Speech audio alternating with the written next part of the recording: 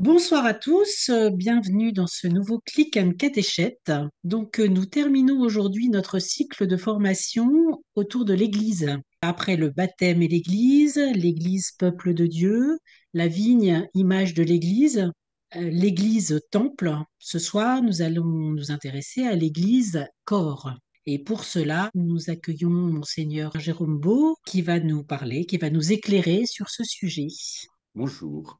Alors avant de parler de l'Église corps, je pense que c'est important que nous repartions, comme toujours, de la résurrection du Christ. Parce que finalement, ce qui va nous donner de percevoir la corporéité de l'Église, c'est la corporéité liée à la résurrection du Christ.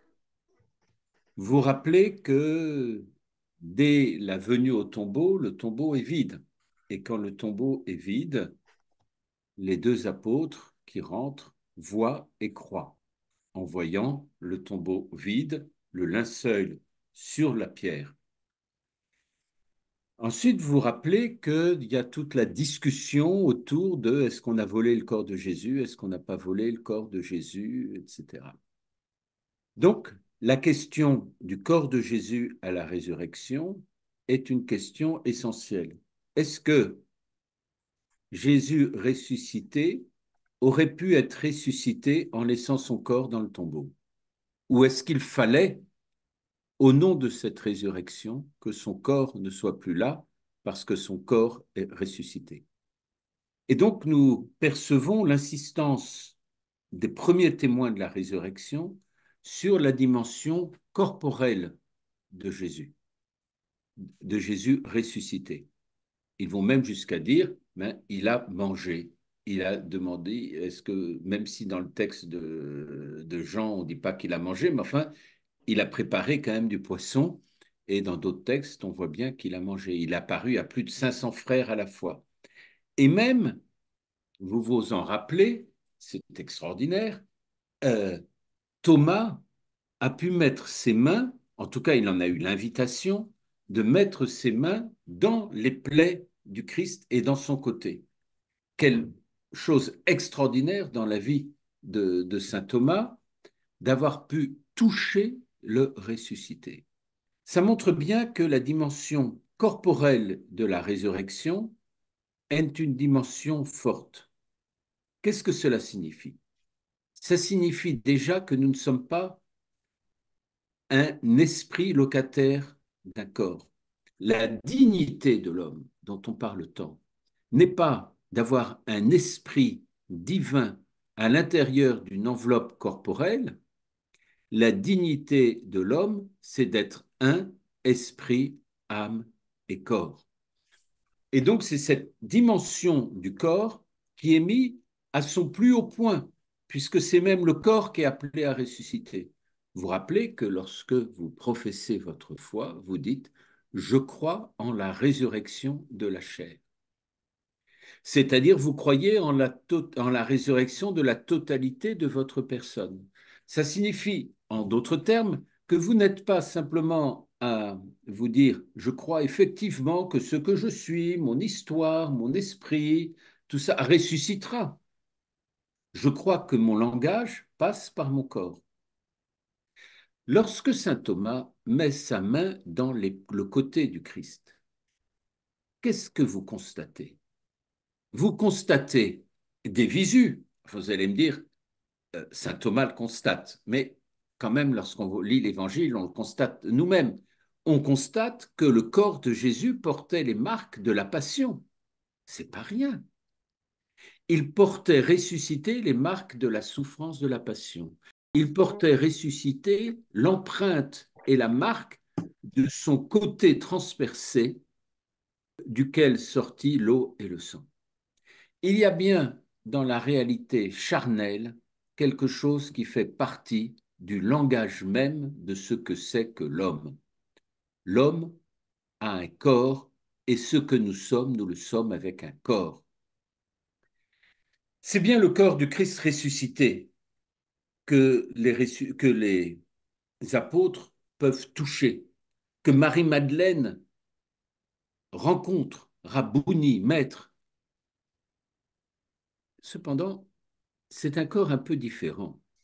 Parce que, rappelez-vous, Marie-Madeleine, il a fallu que Jésus se fasse reconnaître à elle. C'est bien que c'est à la fois le même corps et un corps différent, comme nous dit 1 Corinthiens 15. Et donc, il s'agit bien d'un corps transformé d'une manière ou d'une autre, mais qui est le corps même, qui est celui qui a été celui de notre langage. C'est donc ce premier point qui est important, c'est de percevoir cette réalité de la résurrection et de percevoir aussi notre réalité corporelle, que nous sommes appelés au salut dans la totalité de notre personne. Pourquoi est-ce que c'est important finalement? Parce que découvrir qu'on est appelé à la résurrection dans la totalité de notre personne, c'est le meilleur langage pour critiquer les conduites sectaires. Qu'est-ce que c'est qu'une secte?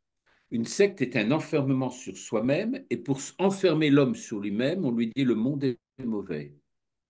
Pour être sûr de l'accaparer et de le, si vous pardonnez le néologisme, gourouiser, on lui dit ton corps est mauvais. Et donc, à force de dire le monde est mauvais, le corps est mauvais, on va libérer ton corps, ton esprit, de ce corps dont tu es l'esclave.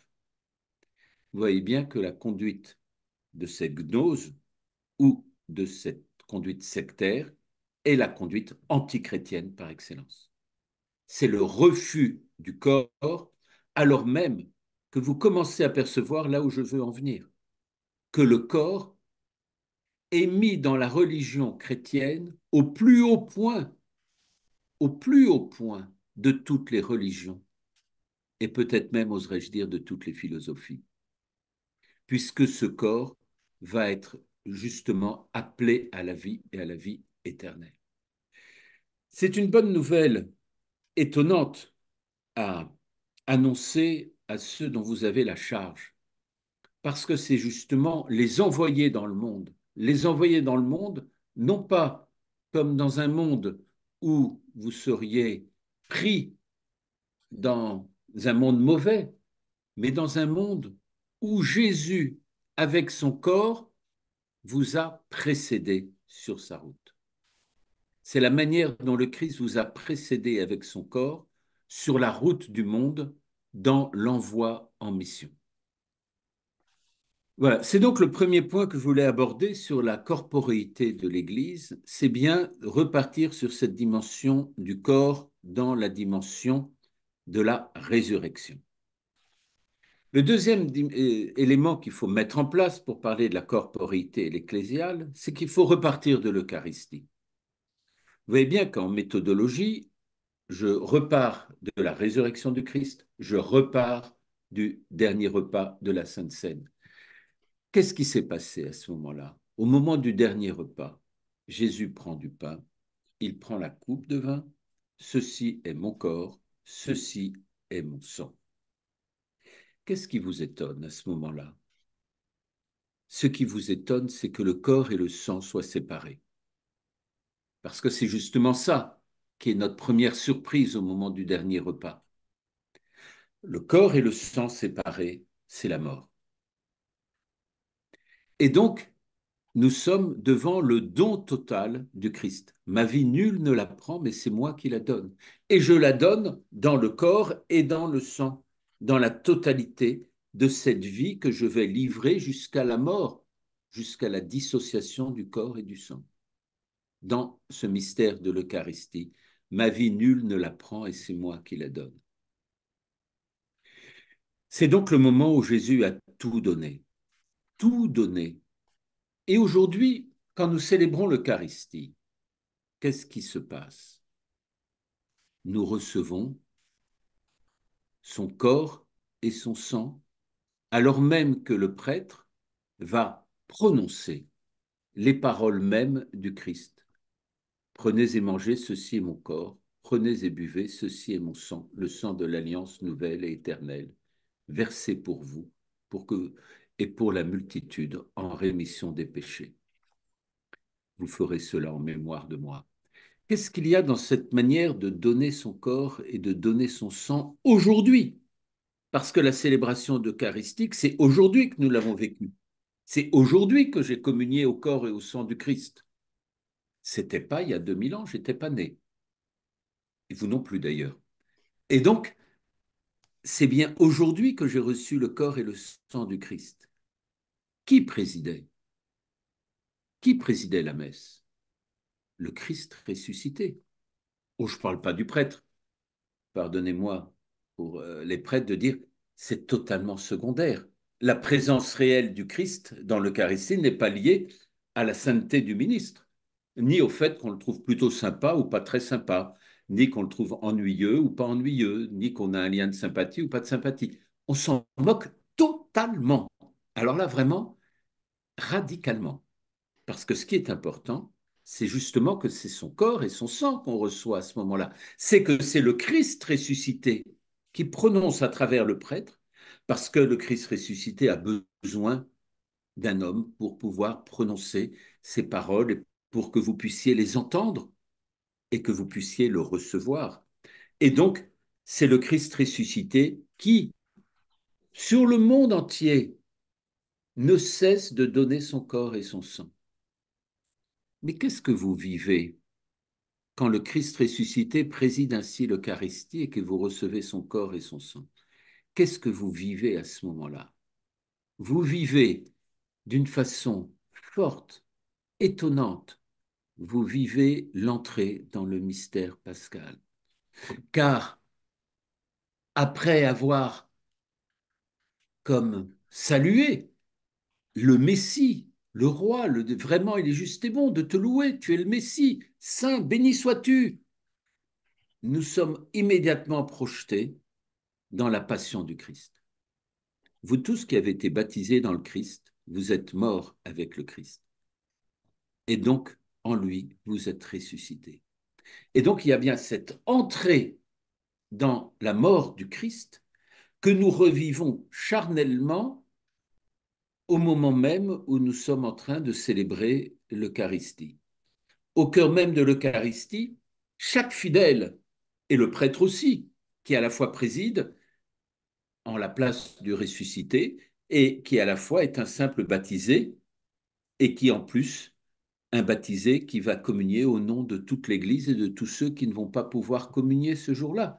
Et donc, il y a bien à ce moment-là où nous entrons dramatiquement, car l'Eucharistie est une célébration dramatique. Nous entrons dramatiquement dans la passion du Christ. Et il se donne à nous, prenez et mangez, prenez et buvez. Et dans ce don, nous sommes entraînés totalement dans le mystère du vendredi saint et nous intercédons pour les églises, pour l'Église, nous intercédons pour les défunts, nous intercédons pour nous tous, pour le peuple de Dieu. Alors, notre pèlerinage, celui de notre humanité, va trouver son aboutissement. Au, pas dans le quotidien de notre vie, mais il va trouver son aboutissement dans la célébration eucharistique. Parce que quelle est notre route? Notre route, c'est passer du Christ qui vit en nous à nous qui vivons dans le Christ. Et à chaque Eucharistie, nous vivons ce pèlerinage de nous du Christ qui vit en nous à nous qui habitons dans le Christ, qui est le pèlerinage de notre vie terrestre. Et nous disons par lui, avec lui, en lui. Vous voyez la différence. Au début de la messe, le Christ vivait en moi. Au Père ipsum, cum ipsum, par lui, avec lui et en lui, c'est moi qui vis dans le Christ. Nous avons vécu un grand pèlerinage, un grand voyage. Et pour vivre ce grand voyage, il a fallu que nous soyons associés dans la corporéité de notre baptême et dans la corporéité de l'Église à la passion du Christ. Et qu'est-ce qui se passe ensuite? Il se passe un grand miracle. Nous disons notre Père qui es aux cieux.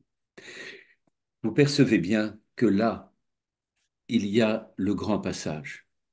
Cette petite élévation du par lui, avec lui et en lui est le point culminant de la célébration eucharistique, puisque c'est le point culminant qui va nous conduire justement à la prière du Notre Père.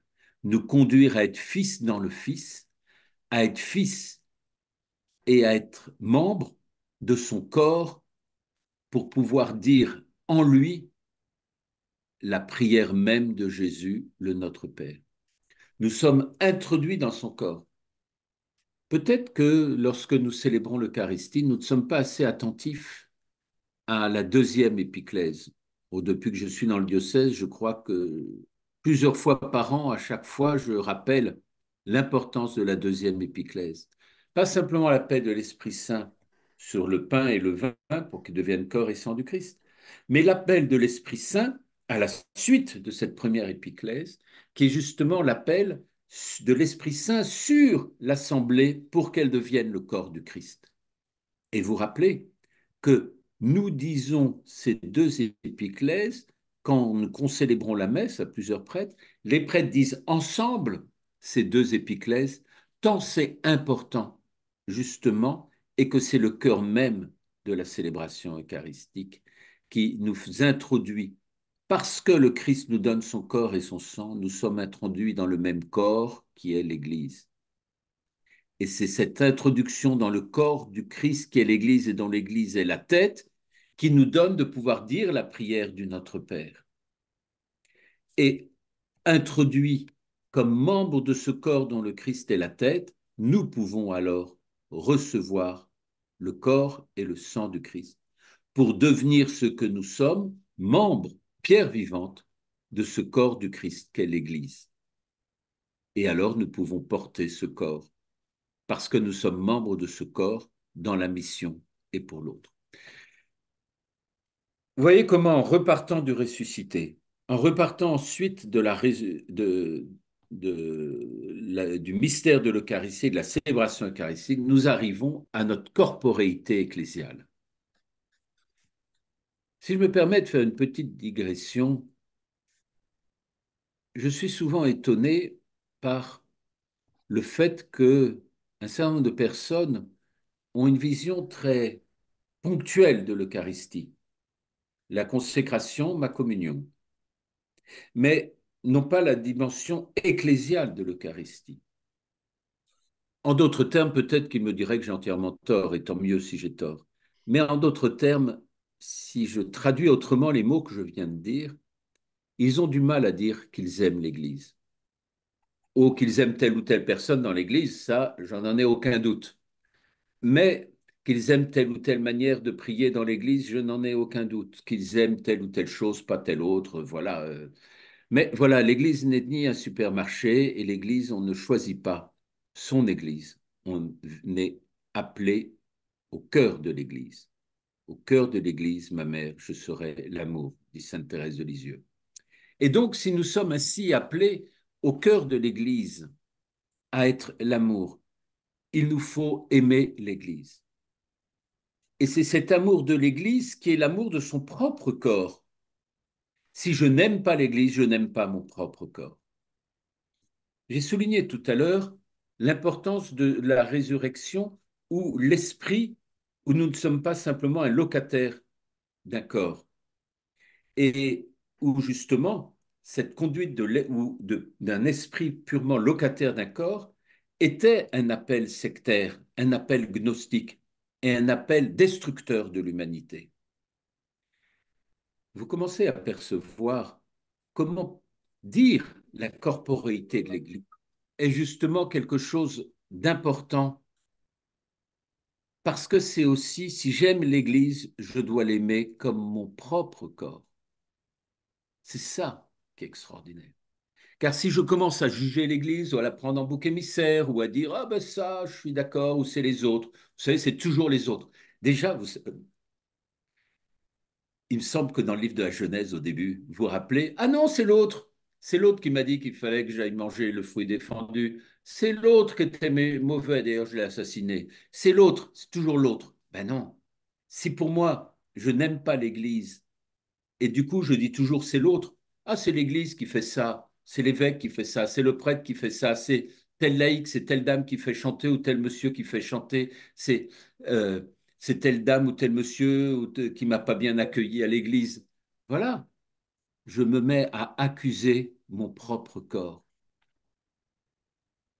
quelle est la différence justement entre l'accusation de son corps ecclésial et la, ma vie dans le corps du Christ qu'est l'Église?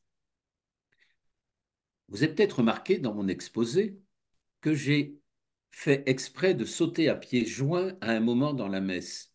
J'ai sauté la prière de l'agneau de Dieu. Et donc, je l'ai fait exprès justement puisque j'en reviens à ce moment-là. L'agneau de Dieu, c'est le moment où justement j'aime l'Église.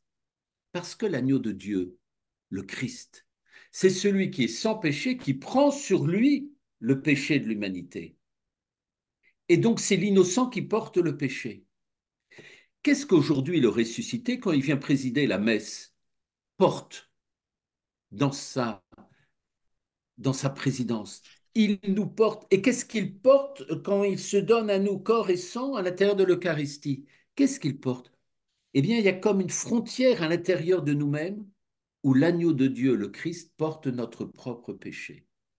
Où notre sainteté sans péché, qui est membre du corps du Christ qu'est l'Église, va porter le péché de l'humanité. C'est ça le grand mystère. Nous sommes membres du corps du Christ qu'est l'Église par ce qui en nous est sans péché. Et ce qui en nous est péché est porté par ce sans péché et nous unit ainsi au corps du Christ qu'est l'Église. Et nous aimons l'Église, non pas parce qu'elle est parfaite, non pas parce qu'elle est sans péché, non pas parce qu'elle serait belle, non pas parce qu'on serait d'accord. Tout ça, c'est zéro. Nous aimons l'Église parce que dans le corps du Christ ressuscité dans lequel nous sommes, la sainteté du Christ porte notre péché aujourd'hui pour nous donner d'avancer et de goûter la miséricorde. C'est ça ce que nous vivons à chaque fois que nous chantons l'agneau de Dieu. C'est pas un petit truc que nous chantons en nous frappant la poitrine, en se disant, avec un petit air guilleret, parce qu'on va aller communier. Non, c'est la réalité de notre incorporation comme dans la sainteté du Christ qui rejoint et qui nous rejoint et dans lequel nous sommes membres par notre sainteté qui porte mon péché, le péché de l'humanité, et celui que nous recevons va dans sa sainteté nous porter à l'intérieur de nous en nous portant notre péché pour la rédemption du monde et le salut de l'humanité. Vous percevez que l'amour de l'Église, qui est si touché actuellement, si faible aujourd'hui, que tant de gens n'arrivent pas à aimer, elle est là. Elle est dans la réalité d'hommes et de femmes qui n'arrivent pas à se laisser porter dans leur sainteté. Ils n'arrivent pas à se laisser porter leur péché par le Christ, dans ce regard de miséricorde et de rédemption. Peut-être oserais-je dire que c'est un peu une tentation janséniste, car c'est une tentation de la pureté, comme ce serait la tentation janséniste de la pureté de l'Église. Non, l'Église ne sera jamais un peuple qui refuse le pauvre, le faible, le pécheur. C'est une Église qui porte le pauvre, le faible, le pécheur, parce que c'est une Église dont le corps du Christ porte justement le péché de l'humanité sur la croix pour notre salut et que nous puissions y être associés.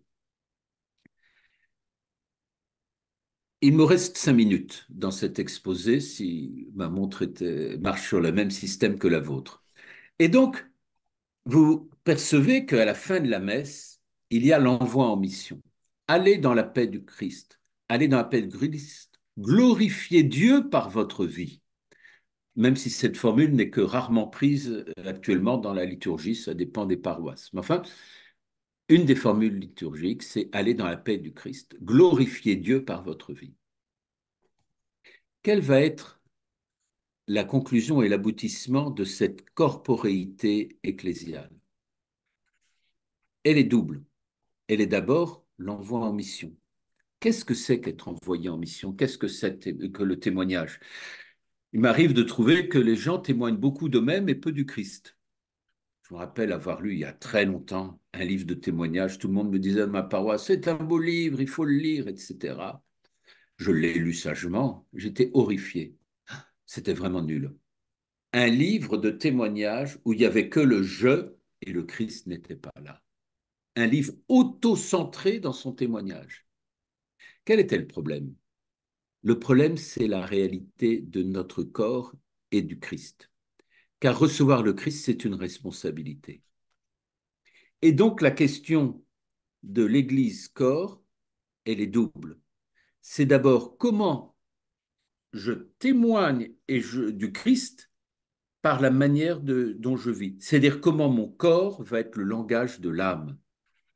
Est-ce que l'âme est asservie au désir de mon corps ou est-ce que mon corps est devenu le langage de l'âme? C'est-à-dire, est-ce que j'accepte que ma communion soit jusqu'à une incorporation dans le Christ pour que même dans mon corps et dans ma vie, c'est le langage de l'âme, le langage de Dieu qui va pouvoir s'exprimer. C'est le premier appel et la première ligne sur la corporéité ecclésiale. Le deuxième élément, c'est que nous sommes tous frères et sœurs, car ce que le Christ est par nature, nous le sommes par adoption. Donc, si nous sommes par adoption ce que le Christ est par nature, le Christ est mon frère et vous êtes mes sœurs et mes frères. Pas, c'est pas une manière de dire, hein. D'ailleurs, si vous avez lu la deuxième de Saint-Pierre, vous avez repéré que c'était pas une manière de dire. Non, c'est la réalité même de cette fraternité, car ce que je le suis dans le Christ, par lui, avec lui et en lui. Et donc, il s'agit bien que ensemble, nous puissions, frères et sœurs du même baptême, former le même corps qui est le corps du Christ. Puisque ce que nous sommes, nous qui avons part au même pain, nous avons part au même corps, car nous sommes membres du même corps pour glorifier Dieu.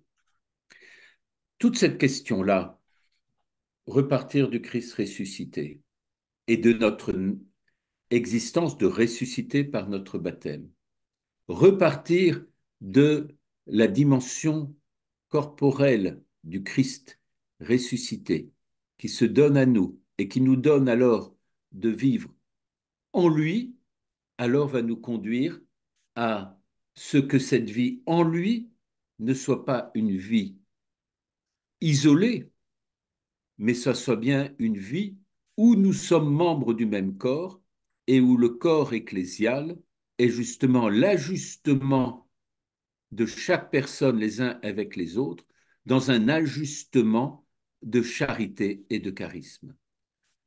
Dieu merci, nous ne serons jamais semblables les uns aux autres. Nous ne sommes pas des clones et je pense que ça se voit. Et justement, cette manière d'être différents les uns les autres va demander de l'ajustement. Mais lorsque nous construisons, il nous faut aussi accepter l'ajustement de l'un par rapport à l'autre. Voilà quelques éléments de réflexion sur l'Église corps. Merci beaucoup.